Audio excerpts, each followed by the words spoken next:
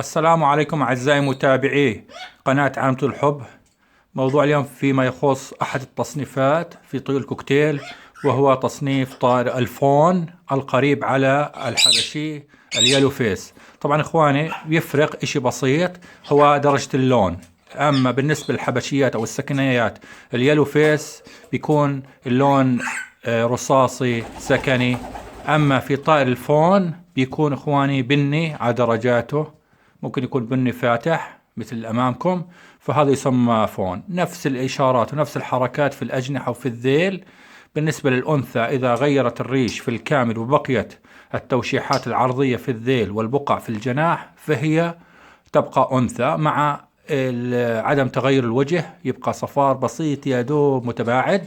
أما الذكر فتزول الإشارات أو البقع في الجناح، وتزول التوشيحات العرضية في الذيل، وبيكون الوجه أصفر في الكامل. طبعا هذا الأمامكم فرخ لسه ما بدأ الريش، يا دوب مفطوم الأسبوعين، فما بيبين، ولكن يعني مع خبرة المربي بيحط احتمال كبير إيش هو.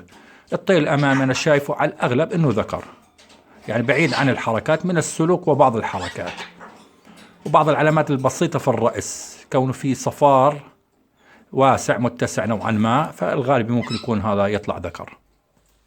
نشرح لكم عليه.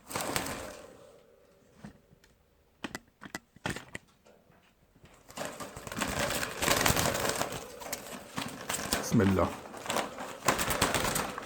بسم الله بسم الله بسم الله، ما شاء الله فرق. بس شايفين اخوان كيف اللون، لون بني، نفس الحركات اللي بتكون على الطائر السكني.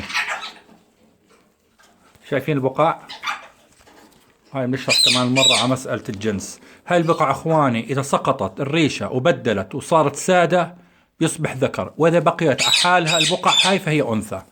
نفس الشيء الذيل، التوشيحات هاي إذا زالت بعد غير الريش فبيكون ذكر، وإذا بقيت على حالها بيكون أنثى.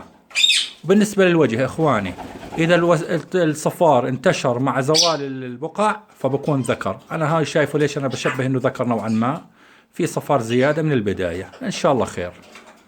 بديش أطيل عليكم، وإذا كنت أخي وأخت المتابع لهذا الفيديو لأول مرة على هذه القناة، فضلا وليس أمرا الاشتراك بالقناة مع تفعيل خاصة جرس كل جديد، حيث الإشعارات لا تصل للأغلب. بدنا الدعم يا أخوان للاستمرارية. والسلام عليكم ورحمة الله وبركاته في فيديو آخر.